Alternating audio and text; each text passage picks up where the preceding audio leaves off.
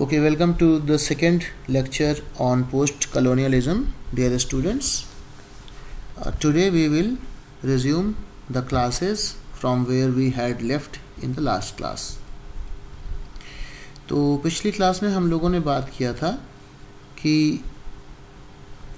कैसे जो कॉलोनाइज़र है और जो कॉलोनाइज्ड है उन दोनों के बीच में रिलेशनशिप डेवलप होता है शुरुआत से लेकर के अंत तक, और कैसे लिटरेचर में पोस्ट कॉलोनियल जो थियोरी है वो दिखाई देती है। तो हम लोग इस स्लाइड पे थे, हम यहीं से शुरू करते हैं। एक बार मैं इसको क्विकली रिवाइज कर दूंगा इस वाली को, जिससे आप कनेक्ट कर पाएँ लास्ट क्लास से। तो हम लोगों ने बात किया था कि जो पोस्ट कॉलोनियल आइडिया है, यानी कि जो कॉलोनियलिज्म का आइडिया है, उसमें जो कॉलोनाइज्ड है उसकी इज्जत नहीं है, उसको छोटा समझा जाता है, जिसमें आप इंडिया, अफ्रीका, ऑस्ट्रेलिया, न्यूजीलैंड इन कंट्रीज़ को रख सकते हैं। और जो कॉलोनाइज करने वाला है वो उसको ज़्यादा पावरफुल समझा जाता है। उसी के हिसाब से वर्ल्ड को डिवाइड किया गया है, इन्हीं लोगों ने इसको किया है। तो ये लोग फर्स्ट वर्ल्ड कहते हैं ब्रिटेन, यूरोप और अमेरिका को। सेकेंड वर्ल्ड ये लोग कहते हैं Canada, Australia, New Zealand, south Africa को, जहाँ पे वाइट पॉपुलेशन रहती है। थर्ड वर्ल्ड में हम लोग आते हैं, जिसमें Asia, Africa, south America, south east Asia आते हैं। पर्टिकुलरली जो ब्लैक पीपल हैं या जो वाइट पीपल नहीं हैं वो आते हैं। और जो फोर्थ वर्ल्ड इन की बात की जाती है, उसमें जो नेटिव पॉपुलेशन है, जैसे अमेरिका की जो ओरिजिनल पॉपुलेशन थी, क्योंकि अगर आप अमेरिका की बात करें तो वहाँ पे जो ज़्यादातर लोग हैं वो सेटलर्स हैं, यानी बाहर से आकर वहाँ सेटल हुए हैं। ऐसे ऑस्ट्रेलिया की बात की जाए तो मैक्सिमम लोग बाहर से आकर सेटल हुए हैं। ऑस्ट्रेलिया में जो लोग वहाँ वहीं पे पैदा हुए और वहीं पर रहे, जो बाहर से नहीं आए हैं, उनको ऑस्ट्रेलियन एबोरिजिनल कहा जाता है। एबोरिजिनल, ठीक है। और ये एबोरिजिनल, और इसलिए जो ये लोग हैं उनको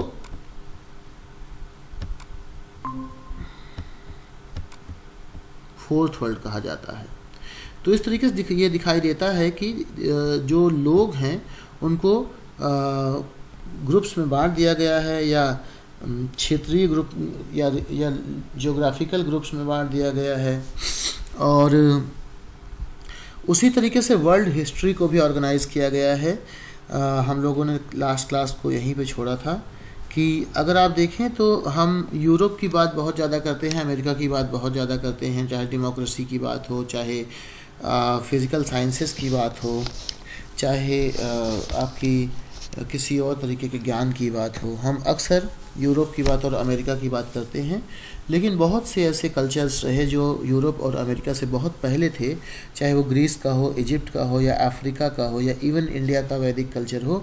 हम उसको इग्नोर कर देते हैं, उसकी वैल्यू नहीं करते हैं, क्योंकि हमें लगता है कि वो यूज़लेस कल्चर है। वो इसलिए लगता है हमें क्योंकि पोस्ट कॉलोनियल वर्ल्ड में या कॉलोनियलिज्म के दौरान जो घटनाएं होती हैं, उन घटनाओं की वजह से जो कॉलोनाइज़र है उसके कल्चर की बहुत वैल्यू होती है, लेकिन जो कॉलोनाइज्ड है उसके कल्चर को बेकार समझा जाता है।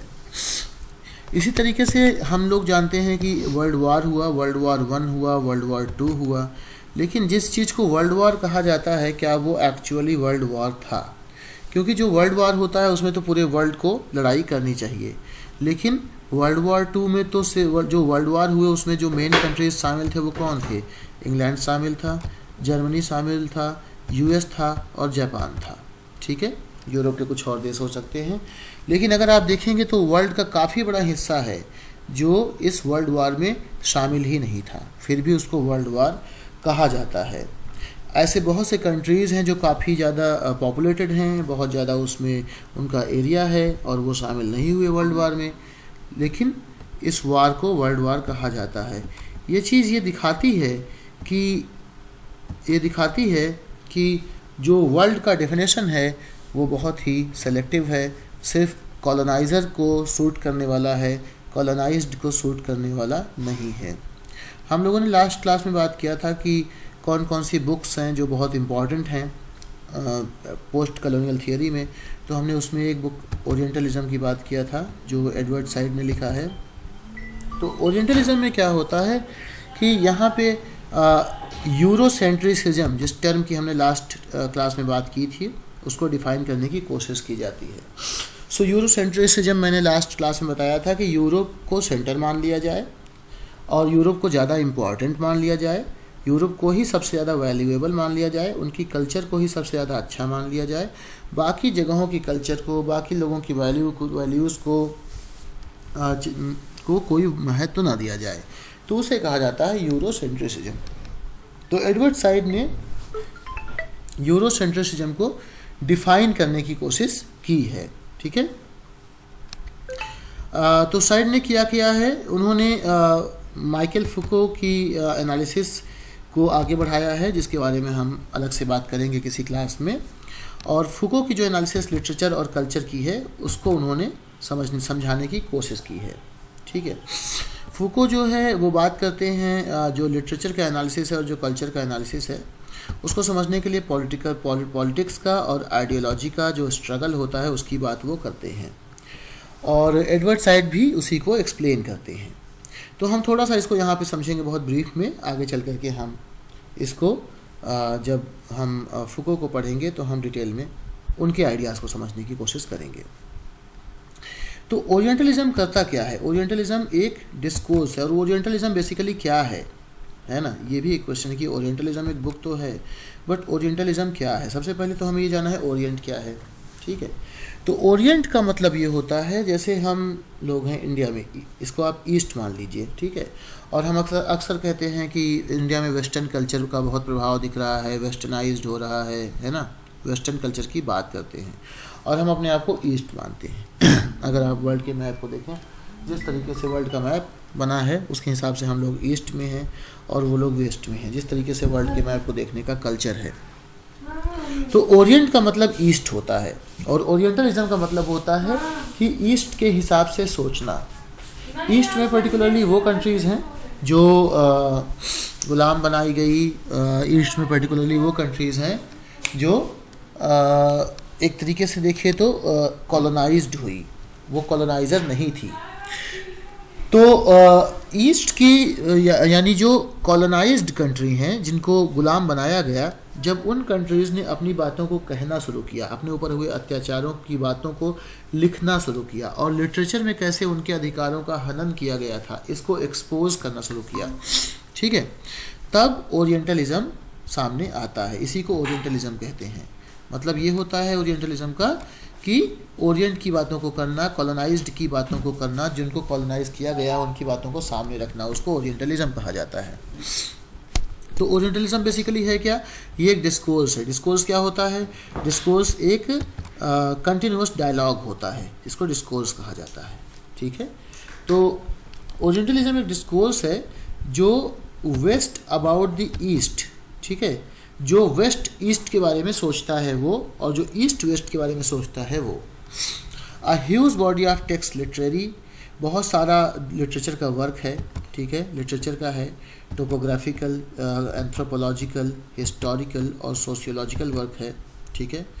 और ये सारे वर्क आप देखेंगे तो रेनेसा टाइम से, यानी 15-14 सेंचुरी से लिखे जाना शुरू हुए, और वहाँ से अगर आप सारे वर्क्स को स्टडी करने की कोशिश करेंगे तो आपको ये दिखाई देगा कि जो ईस्ट है उसके बारे में जो वेस्ट का ओपिनियन है वो बहुत ही निगेटिव ओपिनियन रहा है। आप देखेंगे कि कैसे जो वेस्ट का कल्चर है वो अपने आप को ईस्ट के कल्चर पे इम्पोज करता है लिटरेचर में, बहुत ही सडन तरीके, बहुत ही ब्रीफ तरीके से, ठीक है, चुपके से, और ईस्ट को क्रिटिसाइज़ करता है बहुत ही सॉफ्ट तरीके से। इसका मतलब ये है कि जो अमेरिका की मूवीज़ बनेंगी, या जो अमेरिका में ड्रामा होगा, या जो शेक्सपियर के टाइम में इंग्लैंड में ड्रामा लिखा गया, उसके बाद इंग्लैंड में ड्रामा लिखा गया, पोइट्री लिखी गई, उसमें कहीं ना कहीं डायरेक्टली या इनडायरेक्टली ये दिखाया गया कि जो क्रिश्चियन कल्चर है, जो अमेरिकन कल्चर है, जो ब्रिटिश कल्चर है, वो बहुत महान है, उनकी वैल्यू सिस्टम बहुत महान है, और जिन देशों को उन्होंने गुलाम बनाया था, ऑस्ट्रेलिया, न्यूजीलैंड, इंडिया, ठीक है, ये सारे देश का जो कल्चर है वो बहुत ही खराब कल्चर है, ये दिखाने की कोशिश की गई। तो उनके साहित्य में ये जो दिखाने का प्रयास है उसको एक्सपोज करना ही ओरिएंटलिज्म है। डिस्कोर्स यानी ये दिखाने का प्रयास करना कि जो, मान लीजिए आप विलियम शेक्सपियर की एक बुक ले लीजिए, आप किंग लियर ले लीजिए, और किंग लियर में ये दिखाने की कोशिश करना कि कैसे ईस्ट के लोगों को खराब दिखाया गया है लैंग्वेज के द्वारा या कंटेंट के द्वारा या कैरेक्टराइजेशन के द्वारा। ठीक है, चाहे आप देख लीजिए, अगर आप ज्यूज़ और क्रिश्चियंस की बात कर लीजिए तो कैसे ज्यूज़ को ख़राब दिखाया गया है। ठीक है, ये सारी चीज़ें समझने वाली हैं। अक्सर वो इंडिया का मजाक उड़ाते हुए दिखाया गया है कई जगहों पे कि इंडिया से आने वाले लोग कैसे होते हैं। तो ये चीज़ें हैं जो आपको ओरिएंटलिज्म के कॉन्सेप्ट को डेवलप करने में हेल्प करती हैं। तो शायद एडवर्ड साइड क्या शो करना चाहते हैं? Said is concern to show how this discourse is at once self-validating, constructing certain stereotypes which become accepted as self-evident facts in collusion with political and economic imperialism।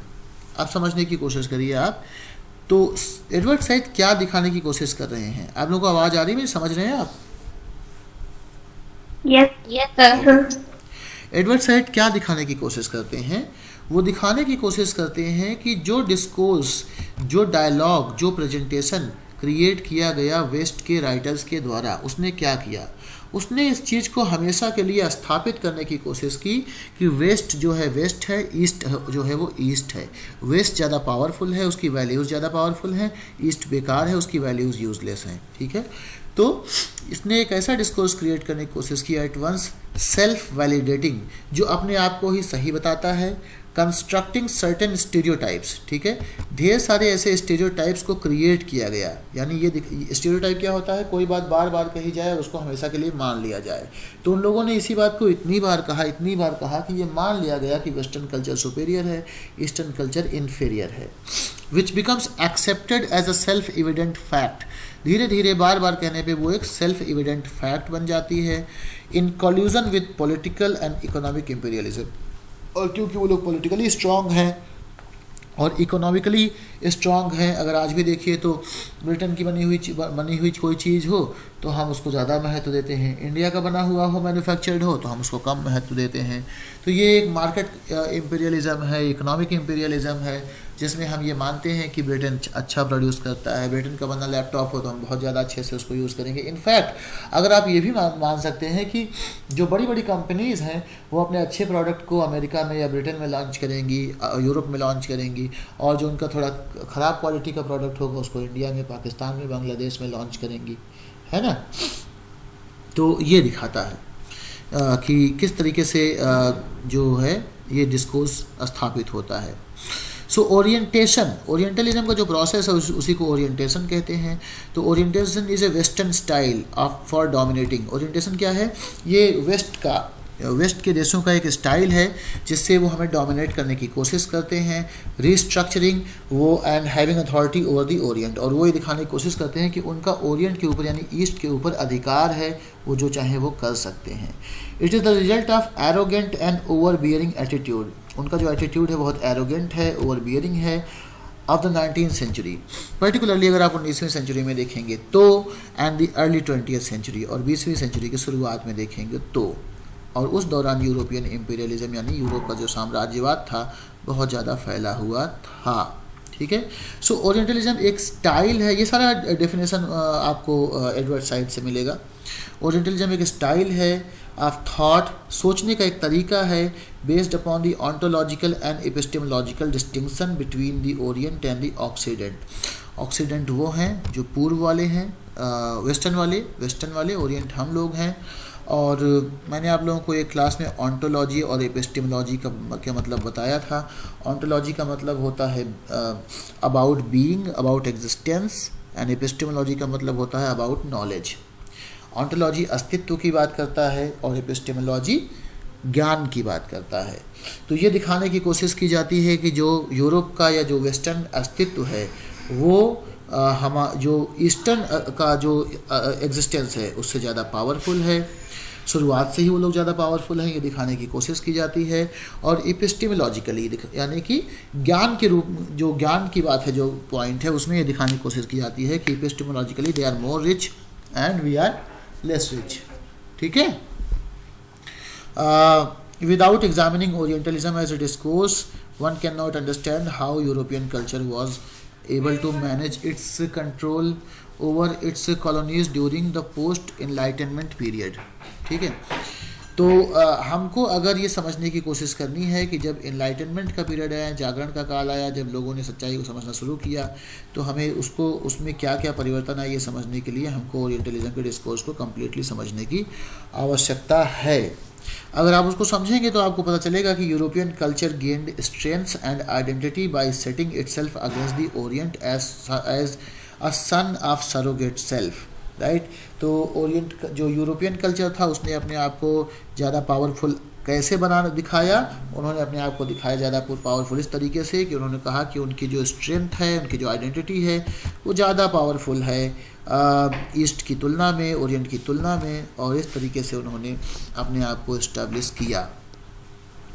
और अगर आप देखेंगे तो अगर आप ब्रिटिश के ड्रामा पढ़ेंगे, अगर आप उनकी नॉवेल्स पढ़ेंगे, तो आप देखेंगे अक्सर वहाँ के जो लोग हैं, जो कैरेक्टर्स हैं, बहुत सारी नॉवेल्स में और बहुत सारे ड्रामा में बिजनेस करने के लिए वो इंडिया आते हैं या किसी और देश में आते हैं। ठीक है, वो ईस्ट आते हैं। तो the east is seen as a career, a place of business. East को वो लोग अपना एक करियर बनाने की जगह समझते हैं, एक बिज़नेस करने की जगह समझते हैं, और ये भी समझते हैं कि जो आपका ईस्ट के लोग हैं वो ज़्यादा कल्चर्ड नहीं हैं, उनको हम जा कर के कल्चर्ड करेंगे, अपने धर्म का प्रचार करेंगे असल में दूसरे तरीके से। So one does not fail to notice that in the so-called cultural humanism of the high priest of culture from England, Arnold, Ruskin, Carlyle, Newman and even Eliot, the outsider is totally banished. तो आप देखेंगे कि जो लोग बड़े बड़े writers हैं, चाहे इंग्लैंड के, चाहे वो मैथ्यू अर्नल्ड हैं, चाहे वो जॉन रस्किन हैं, चाहे वो कार्लाइल हैं, चाहे हेनरी न्यूमैन हैं, चाहे टी.एस. एलियट हैं, ये सारे के सारे वो लोग हैं जिन्होंने वेस्ट की कल्चर को, जो कल्चरल ह्यूमनिज़म की बात करते हैं, ये बात तो करते हैं मानवता की, बात तो करते हैं कल्चरल ह्यूमनिज़म की, ठीक है, अपने आप को हाई प्रीस्ट ऑफ कल्चर कहते हैं, लेकिन इसके बावजूद आप देखेंगे कि जो बाहर का आदमी है, जो ईस्ट की कल्चर है, उसको कम्प्लीटली इन्होंने इग्नोर किया है, उसकी वैल्यू को नहीं समझा है। आप कोई भी ड्रामा उठाकर देख लेंगे, हमेशा आपको वेस्ट की कल्चर की सुपीरियरिटी दिखाई देगी। So culture stands for the whole edifice of knowledge and learning built by Europeans, the true custodians of culture. तो कल्चर क्या है, इसको डिफ़ाइन करने के लिए ही उन लोगों ने इस तरीके से डिफ़ाइन किया है कि वास्तव में जो कल्चर है उसके सच्चे कस्टोडियन, उसके सच्चे मालिक कौन हैं, वो यूरोपियंस हैं। जो यूरोप के लोग हैं वही सारी कल्चर के मालिक हैं, वही उन्हीं के पास सारा नॉलेज है। ऐसा पिछले 1000 साल में या पिछले 700-800 साल में पर्टिकुलरली एक सिस्टम वर्ल्ड में क्रिएट किया गया है, और ये बात अब हम कम्प्लीटली मान चुके हैं। हम इसके खिलाफ बहुत कम बोलते हैं, और जो बोलता है उसे हम भला बुरा बोलते हैं। वेस्ट का जो हिस्टोरिसिज्म है, यानी जो पाश्चात्य वेस्ट में इतिहास को समझने की कोशिश है, ठीक है, उसने हमारी जो हिस्ट्री है, जो वर्ल्ड की हिस्ट्री है, उसको होमोजिनाइज्ड कर दिया, यानी कि उसको सिर्फ एक तरीके से देखना सिखाया। विश्व के इतिहास को बहुत तरीके से देखने की जो काबिलियत व्यक्तियों के अंदर थी, जो राइटर्स के अंदर थी, जो रिसर्चर्स के अंदर थी, उसको उन्होंने ख़त्म कर दिया। उन्होंने बस ये दिखाया कि जो यूरोप है उसकी पोजीशन बहुत सुपीरियर है, और ये जो सुपीरियर पोजीशन है, इसी को यूरोसेंट्रिसिज्म कहा गया, जिसके बारे में हम बात लगातार करते रहे हैं। तो एक तरीके से अगर देखा जाए तो ओरिएंटलिज्म जो है वो वेस्ट का ही एक इन्वेंशन है, यानी वेस्ट का ही एक प्रयास है, वेस्ट के लोगों का एक प्रयास है, जिसमें वो बहुत ही आराम से हमें विश्वास दिला देते हैं अपने लिटरेचर के द्वारा, अपनी फिल्मों के द्वारा, कि वो लोग महान हैं। अगर आप देखेंगे तो हॉलीवुड की फिल्मों में जब भी दुनिया पे अटैक होगा तो अमेरिका का एक आदमी जाएगा और दुनिया को बचाएगा। अमेरिका का ही आदमी दुनिया को हमेशा बचाता है, या ब्रिटेन का आदमी दुनिया को बचाता है, और किसी देश के आदमी में दुनिया को बचाने की काबिलियत नहीं है, क्योंकि वो लोग ज़्यादा पावरफुल हैं। ऐसा हमें विश्वास दिला दिया गया है और हम उसको मानते भी हैं, जबकि सच्चाई क्या है आप महसूस कर सकते हैं। When it defines itself positive terms and throws all the mud on the countries which it had been able to conquer and subdue, तो ये लोग हमेशा अपने देश को एक पॉजिटिव टर्म में डिसाइड में करते हैं, और जितना भी कीचड़ होता है बाकी सारे देशों पर फेंक देते हैं और वहाँ पर सारी समस्याएं दिखाते हैं। अगर आप कोई भी मूवी देखेंगे आजकल जो यूएस वगैरह की आ रही है जिसमें पाकिस्तान का जिक्र होता है, तो पाकिस्तान का जिक्र हमेशा एक ऐसे देश के रूप में होगा जहाँ पे हैकिंग होती है, जहाँ पे आतंकवाद होता है, जहाँ पे लोगों को पैसा देके कुछ भी कराया जा सकता है। So this colonialist ideology created colonial subjects who behaved in the way the colonizers had programmed। तो ये जो कॉलोनियलिस्ट आइडियोलॉजी थी, भले ही 1947 में इंडिया पाकिस्तान आज़ाद हो गए हों, 1971 में बांग्लादेश बन गया हो, 1991 में हांगकांग आ गया हो, अलग अलग देश अलग अलग टाइम पे बन गए, लेकिन ये जो कॉलोनियलिस्ट आइडियोलॉजी थी उसने फिज़िकल डोमिनियन ख़त्म होने के बाद भी इन सारे देशों में कॉलोनियल सब्जेक्ट बना के रखा। वास्तव में हम लोग आज भी उनकी प्रजा की तरह ही व्यवहार करते हैं। जैसा हमारा राजा सोचता है वैसा ही हम सोचने की कोशिश करते हैं, और जैसा हमारा राजा कहता है हम उसी को मानने की कोशिश करते हैं।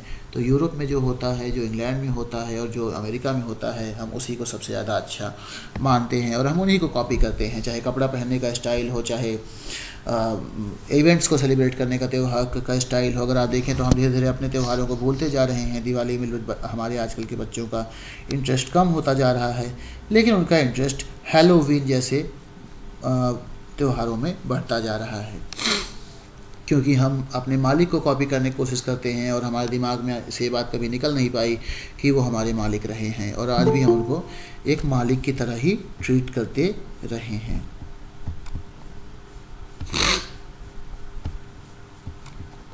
Now they willingly accepted the superiority of the British inferiority। ठीक है, हम लोगों ने जानबूझ करके ब्रिटिश की सुपीरियरिटी को मान लिया और अपनी inferiority को मान लिया। It produced a cultural phenomenon of imitating the West which is called mimicry।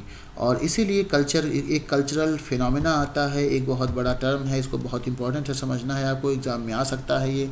ठीक है, एक कल्चरल फिनोमेना क्रिएट होता है जिसे पोस्ट कॉलोनियल थियरी में कहा जाता है मिमिक्री। मिमिक्री का मतलब होता है जब जो कॉलोनाइज़र है उसकी भाषा को कॉपी कर उसकी भाषा, उसकी कल्चर, उसके व्यवहार को कॉपी करे जो कॉलोनाइज्ड है। यानी हम लोग जो बातें करते हैं वो क्या है, वो मिमिक्री है। हम अंग्रेज़ों की तरह बोलने की कोशिश करते हैं, अंग्रेज़ों की तरह सोचने की कोशिश करते हैं, उनकी तरह कपड़े पहनने की कोशिश करते हैं, उनकी तरह रहने की कोशिश करते हैं, उनकी तरह इवेंट्स को सेलिब्रेट करने की कोशिश करते हैं। जितना हम उनके नज़दीक चले जाते हैं, जितना हम उनके जैसा बन पाते हैं, उतना हम अपने आप को महान मानने लगते हैं, और हम ये भूल जाते हैं कि हमारी कल्चर हमेशा से उनसे बहुत ज़्यादा महान रही है, लेकिन हम उस प्रोसेस में उनको कॉपी करने की कोशिश करते हैं, और इसी चीज़ को मिमिक्री कहा जाता है। The process to copy them is called mimicry.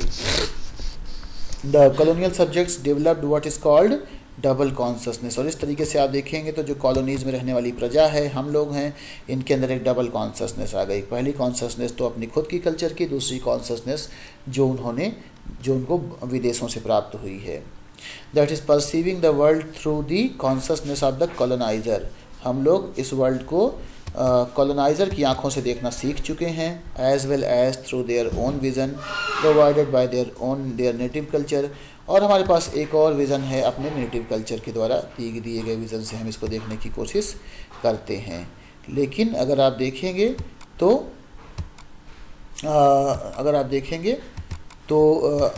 ये कैसे हो गया, okay,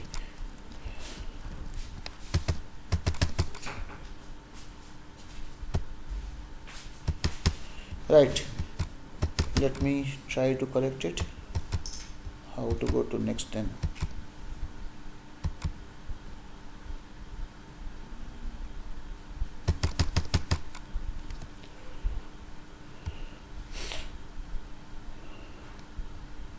Let me restart this PPT. Keep interesting, discard.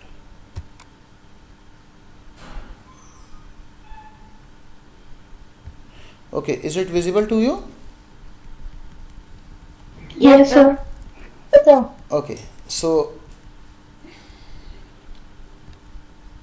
Mimicry पर थे हम लोग कि जब ईस्ट के लोग वेस्ट को कॉपी करने की कोशिश करते हैं तो उसे मिमिक्री कहा जाता है। Now the colonial subject developed what is called double consciousness, और इस तरीके से हम लोगों के अंदर एक डबल कॉन्शसनेस आ जाता है। पहला कॉन्शसनेस वो जो हमारा खुद का है, हमारे अपने कल्चर का है। दूसरा वो जो हमें प्राप्त होता है हमारे रूलर से, हमारे कॉलोनाइजर से। This is also termed unstable of double identity, ठीक है। इसे हम डबल आइडेंटिटी भी कहते हैं और अनस्टेबिलिटी ऑफ डबल आइडेंटिटी कहते हैं, क्योंकि हमारी आइडेंटिटी दो तरीके की हो गई। एक हमारी खुद की हो गई मातृभाषा वाली या हमारी नेटिव लैंड वाली, और एक हो गई हमारी जो कॉलोनाइज़र से मिली हुई आइडेंटिटी है। इसलिए हम लोग हाइब्रिड जीवन व्यतीत करते हैं। हर जन्म से लेकर के मृत्यु तक हम लोग सिर्फ और सिर्फ कॉपी में जीते हैं। The other term to refer to the divided self of the colonized is to unhomed, और इसीलिए एक और टर्म यूज़ किया गया है कॉलोनाइज्ड को, यानी हम लोगों को। हम लोगों का मतलब आप समझ लीजिए India, Pakistan, Bangladesh, Africa, New Zealand, Canada, Australia, ठीक है, ऐसे ही बहुत से देश।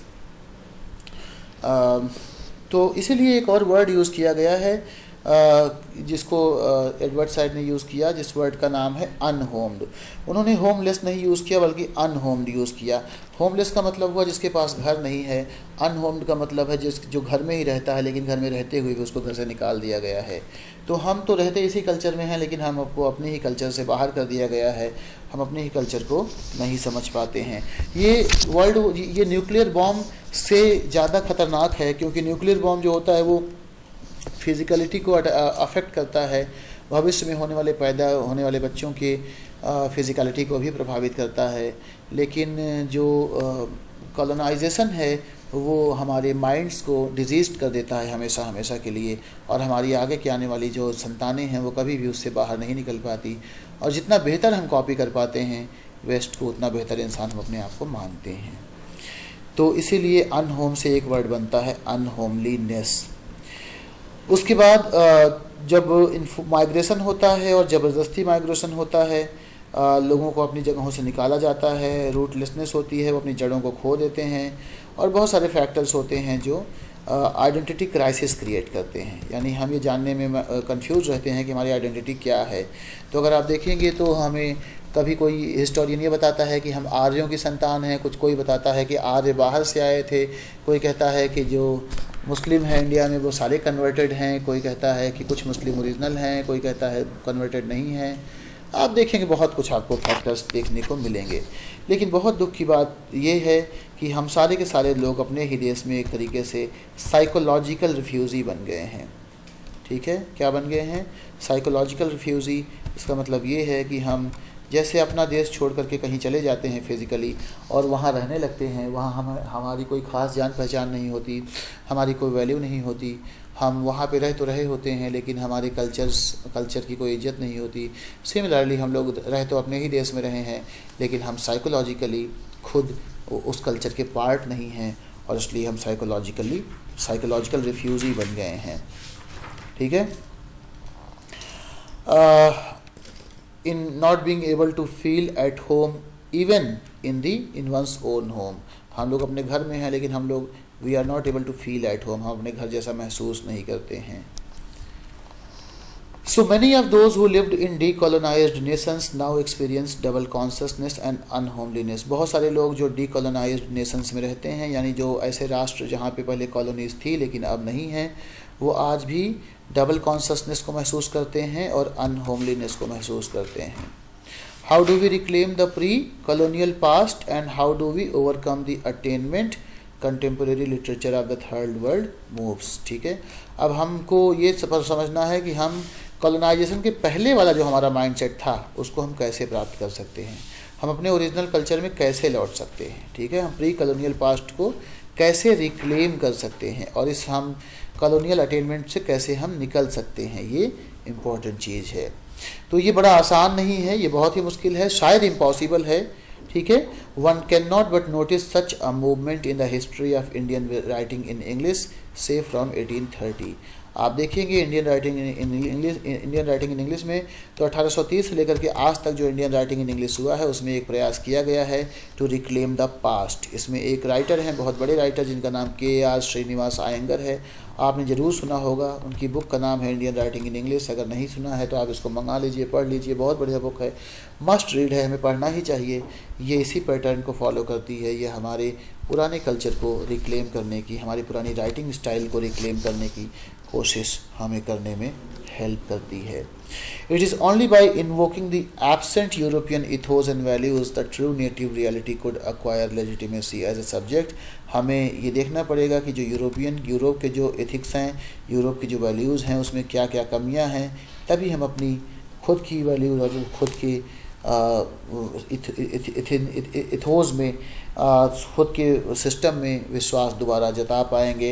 And that is why questions about sincerity and authenticity of experience are raised in any discussion of contemporary literature. इसीलिए क्या होता है कि जो भी डिस्कशन होता है कंटेम्प्रेरी लिटरेचर के बारे में, उसकी ऑथेंटिसिटी के बारे में, उसकी सीरियसनेस के बारे में, उसकी सिंसियरिटी के बारे में डाउट किया जाता है, क्योंकि ये हमेशा माना जाता है कि शायद ये लोग हमेशा कॉलोनियल पॉइंट ऑफ व्यू से ही चीज़ों को लिखेंगे।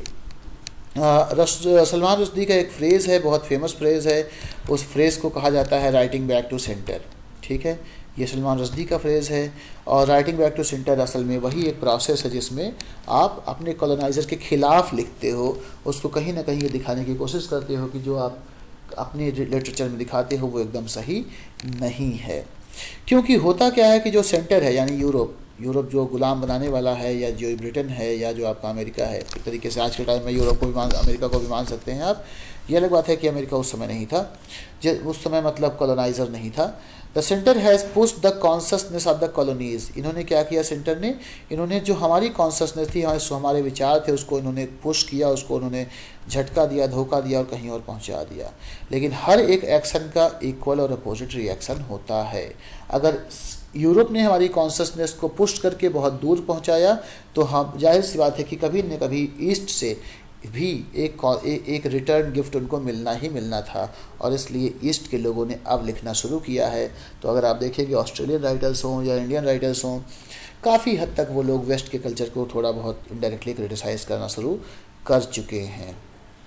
और ये जो एलियनेटिंग प्रोसेस है, जो शुरुआत में जो पोस्ट कॉलोनियल वर्ड था उसमें जो वेस्टर्न कल्चर था उसको मार्जिन पर डालने की कोशिश कर रहा था, अब ये अपने आप ही उल्टा हो गया है और अब ये वेस्ट को ही पुश कर रहा है और जो कॉलोनाइज्ड वर्ल्ड थे उनकी पोजीशन को बदलने की कोशिश कर रहा है, और अब सेंटर को ये अनसेंटर्ड करने की कोशिश कर रहा है।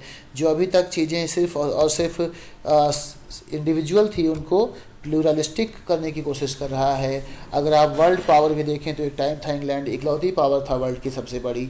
आज इंग्लैंड के अलावा बहुत सी बड़ी पावर्स उभर के आ गई हैं, चाहे वो अमेरिका हो, चाहे वो इजराइल हो, चाहे वो चाइना हो। Even India has become a very powerful country today. So इसी में से एक टर्म आता है मार्जिनलिटी। मार्जिनलिटी का टर्म जो होता है इसका मतलब ये होता है कि किस तरीके से ईस्ट को मार्जिन पर धक्का दे दिया गया। पिछली बार मैंने आप लोगों को बस समझाया था कि कैसे ये आपका जो वर्ल्ड है इस तरीके से अगर है तो यूरोप कहीं पे यहाँ सेंटर में होता है और ईस्ट को यहाँ पे कहीं पे बॉर्डर पे रख दिया जाता है। तो मार्जिनलिटी दस became an unprecedented source of creative energy. और लेकिन ये जो मार्जिनलिटी जो ईस्ट को इन्होंने मार्जिन पर डाल दिया था, बाउंड्री पे डाल दिया था, यहाँ से क्रिएटिविटी शुरू होती है धीरे धीरे करके 100 साल 50 साल 200 साल बाद। और अब यहाँ से क्रिएटिविटी जो है ये सेंटर को पुश करना शुरू करती है और यूरोप को चैलेंज करना शुरू करती है। ठीक है, तो ये बिल एस्ट्रॉफ्ट की बुक से है जिसके बारे में मैंने लास्ट टाइम आपसे बात किया है। That is what is known as decentring monocentrism, और इसी को कहा जाता है डिसेंटरिंग मोनोसेंट्रिसिज्म। ये आप समझ लीजिए क्या होता है, बहुत इंपॉर्टेंट टर्म है डिसेंटरिंग मोनोसेंट्रिसिज्म। मोनोसेंट्रिसिज्म का मतलब होता है कि एक ही केंद्र होगा, एक ही सेंटर होगा और वो सेंटर क्या होगा, यूरोप होगा। या यूरोप के आसपास के देश होंगे। तो वो मोनोसेंट्रिसिज्म है। अब मोनोसेंट्रिसिज्म को डिसेंटर करने का मतलब हुआ कि यूरोप की पावर को, यूरोप की सेंट्रलिटी को, उनकी इस बात को कि वही सेंटर हैं, वही सबसे ज़्यादा पावरफुल हैं, उन्हीं की वैल्यू सबसे स्ट्रांग है, उसको चैलेंज करना। और ये काम 20वीं सेंचुरी में किया गया है। इसी को कहा जाता है डिसेंटरिंग मोनोसेंट्रिसिज्म, या इसी को आप दूसरे वर्ड्स में कह सकते हैं डिसेंटरिंग यूरोसेंट्रिसिज्म। ये बात समझ में आई दोनों? डिसेंटरिंग मोनोसेंट्रिसिज्म और डिसेंटरिंग यूरोसेंट्रिसिज्म, इसका मतलब समझ में आया कि नहीं? Yes sir. ओके, यानी उनको सेंटर ना मानना। The result of such writing back to the center can be witnessed in diaspora of writings। तो अगर आप देखेंगे कि ये जो writing back to the centre है, जिस तरीके से ईस्ट के राइटर्स ने वेस्ट के बारे में लिखना शुरू किया, उनको ये दिखाना शुरू किया कि उनकी वैल्यू इकलौती अच्छी वैल्यू नहीं है, तो इसने क्या किया, इसको आप कहाँ देख सकते हैं?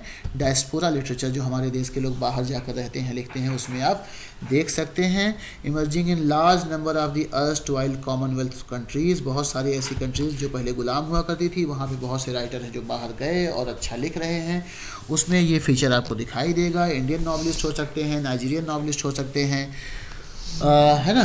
The modern name for which is this world Nations. और इसीलिए आज आप देखेंगे तो हम लोग क्या कहा था, थर्ड वर्ल्ड, मैंने कुछ देर पहले कहा था, जो थर्ड वर्ल्ड नेशंस हैं उनकी राइटिंग्स में आप देख सकते हैं कैसे वो writing back to the centre कर रहे हैं।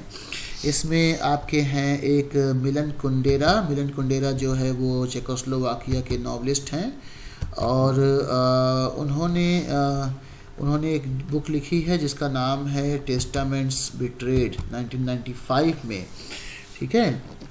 और चेकोस्लोवाकिया के नॉवलिस्ट मिलन कुंडेरा जो हैं, इन्होंने 1995 में बुक लिखी है, बुक का नाम है टेस्टामेंट बिट्रेड। और उसमें वो एक प्रेडिक्शन करते हैं, उसमें एक भविष्यवाणी करते हैं वो मिलन कुंडेरा। और वो क्या कहते हैं, वो कहते हैं कि the future of the world of the novel lies with the countries of the third world.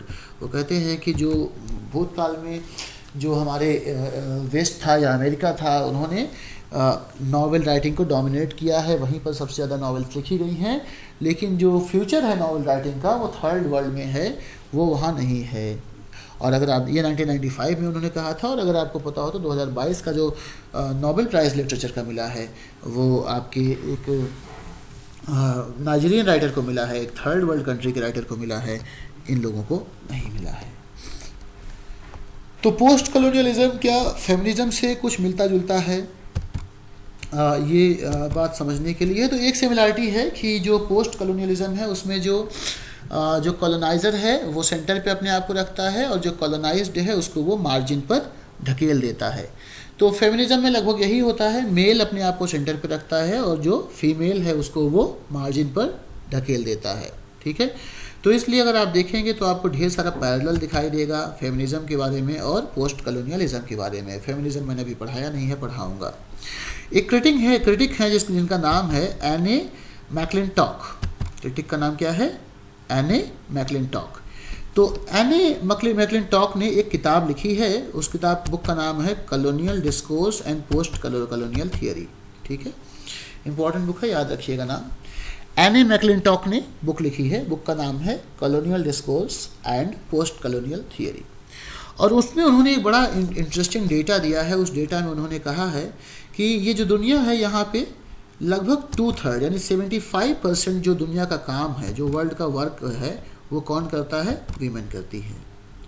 75% work दुनिया का महिलाएं करती हैं, लेकिन अगर वो 75% वर्क करती हैं तो उनको 75% पैसा भी मिलना चाहिए था, और इसका ऐसा है नहीं। उनको जो टोटल पैसा मिलता है, जो इनकम है महिलाओं की, वो सिर्फ 10% है। यानी पुरुष 25% काम करके 90% इनकम लेते हैं, महिलाएं दुनिया का 75% वर्क करके सिर्फ 10% इनकम लेती हैं। और उसमें भी बड़ी बात अगर आप देखेंगे कि 75% वर्क करने के बावजूद महिलाओं के पास जो प्रॉपर्टी है, जो उनके नाम पे प्रॉपर्टी है, वो प्रॉपर्टी सिर्फ और सिर्फ 1% है। यानी 25% काम करने वाला पुरुष 99% प्रॉपर्टी का मालिक है, और 75% काम करने वाली महिला सिर्फ 1% प्रॉपर्टी की ओनर है। ये एने मैक्लिंटॉक ने अपनी book colonial discourse and post colonial theory में डेटा दिया है। और ये दिखाता है कि जो वास्तव में जो हम बात करते हैं कि पोस्ट कॉलोनियलिज्म एक होप है, एक उम्मीद है कि जो लोग कॉलोनियल लोग हैं उनको राहत मिलेगी, जो कॉलोनीज़ में रहे हैं अत्याचारों को सहे हैं उनको राहत मिलेंगी, वो वास्तव में एक होप पोस्टपोन्ड है, कुछ नहीं है। वो क्या है? एक सिर्फ और सिर्फ एक होप पोस्टपोन्ड है, एक पोस्टपोन की गई होप है, एक ऐसी उम्मीद है जो सिर्फ और सिर्फ आगे बढ़ती रहेगी। क्योंकि अगर कॉलोनीज़ में रहने वाले पुरुषों को अधिकार थोड़ा बहुत मिल भी गए तो महिलाओं को कब मिलेंगे, ये एक क्वेश्चन है। तो ये पोस्ट कॉलोनियलिज्म और फेमिनिज्म के बीच में एक अंडरस्टैंडिंग है। एक और पॉइंट आता है कि क्या पोस्ट कॉलोनियलिज्म सिर्फ वाइट वर्सेस ब्लैक है या वाइट वर्सेस वाइट भी है, ठीक है। तो in any discussion of postcolonial criticism some distinction has to be maintained between invader colonies and that are colonies established among non-whites through force such as India and white settlers colonies such as in Canada, Australia, New Zealand, Southern Africa. So होता क्या है कि लोगों ने यहाँ भी colonies बनाई, ठीक है। लोगों ने ऐसे जो हमारे यूरोपियन सेटलर्स थे, यूरोपियंस पर्टिकुलरली, उन्होंने कॉलोनीज़ तो बनाई दो जगह पे। उन्होंने ऐसी जगह पे भी कॉलोनीज़ बनाई जहाँ पे ब्लैक पीपल रहते थे, और ऐसी जगह पर भी कॉलोनीज़ बनाई जहाँ पर वाइट पीपल रहते थे। ब्लैक पीपल में हमें मान सकते हैं, आप अफ्रीका को मान सकते हैं। आपके लोग वैसे कितने भी गोरे हों आपको वाइट नहीं माना जाएगा, चाहे आप कितना भी फेयर एंड लवली लगा लें आपको ब्लैक ही माना जाएगा, ठीक है। या आपको कंप्लीट ब्लैक नहीं माना जाएगा तो आपको वाइट तो माना ही नहीं जाएगा। तो दूसरा तो पहला वाला जो पार्ट है वो उन कॉलोनीज़ वहाँ पर हैं जहाँ पर ब्लैक पीपल रहते हैं, दूसरा जहाँ पे वाइट पीपल रहते हैं, जैसे कनाडा, ऑस्ट्रेलिया, न्यूजीलैंड हो गया, ठीक है। इन दोनों के बीच में फ़र्क को समझना ज़रूरी है। अगर आप यूएसए की बात करें और आयरलैंड की बात करें तो उनको पोस्ट कॉलोनियल नेशन अक्सर नहीं कहा जाता है। इसलिए नहीं कहा जाता है क्योंकि यूएसए में जो वाइट लोग हैं वाइट लोगों के ऊपर ही रूल कर रहे थे, नंबर 1। यूएसए बहुत जल्दी फ्री हो गया, नंबर 2, ठीक है। और यूएसए आज एक तरीके से वर्ल्ड लीडर बन गया है कई मामलों में, नंबर 3। आयरलैंड एक तरीके से इंग्लैंड का ही पार्ट था, इंग्लैंड के ही लोग थे, सिमिलर लोग वहाँ शासन करते रहे हैं, इसलिए उसको भी हम पोस्ट कॉलोनियल नेशन नहीं मानते हैं। इसके बावजूद कि वहाँ पर यूरोपियन सेटलर्स जाते हैं, रहते हैं, उनकी अपनी भाषा सिखाते हैं, लेकिन उनको आक्रमणकारी नहीं माना जाता क्योंकि वहाँ पे कॉलोनाइज़र और कॉलोनाइज्ड दोनों का कल्चर, दोनों की वैल्यू, दोनों की भाषा एक ही थी। दोनों क्रिश्चियनिटी को मानते थे, दोनों जो है अब इंग्लिश में बात करते थे। तो अगर आप देखेंगे तो उन दोनों की लैंग्वेज एक ही थी, इसलिए उनको कॉलोनाइज़र और कॉलोनाइज्ड के कॉन्सेप्ट से बाहर रखा जाता है। लेकिन अगर आप अफ्रीका देखेंगे तो वहाँ कोई इंग्लिश नहीं बोलता था, अगर आप इंडिया देखेंगे वहाँ कोई इंग्लिश नहीं बोलता था। इन लोगों ने वहाँ के लोगों को इंग्लिश और क्रिश्चियनिटी सिखाई। सो रेशियली दे आर वन। अगर जातीय रूप से देखेंगे तो अमेरिका, आयरलैंड और यूरोप एक ही थे, ब्रिटेन एक ही है, उनकी जाति एक ही है। So there is no reason for subjugation. इसलिए वहाँ पे वो ये भी नहीं कह सकते थे कि तुम लोग छोटे हो, तुम लोग बेकार हो और हम महान हैं। But we cannot ignore the fact that the white colonial subjects too have faced cultural onslaught in the hands of the settler whites. Theirs is also a literature of resistance and protest. इसके बावजूद ये कहना कि completely वहाँ पे कोई colonialism हुआ ही नहीं, वहाँ के लोगों पे टॉर्चर हुए ही नहीं, गलत होगा। वहाँ के लोगों पे टॉर्चर हुए हैं, वहाँ पे कॉलोनीज बनी हैं, वहाँ के लोगों को छोटा दिखाया गया है, और इसलिए वहाँ के लोग भी अब write back to the empire कर रहे हैं। वहाँ के लोग भी अब लिटरेचर ऑफ रेजिस्टेंस और लिटरेचर ऑफ प्रोटेस्ट को लिखने में हिस्सा ले रहे हैं, राइट।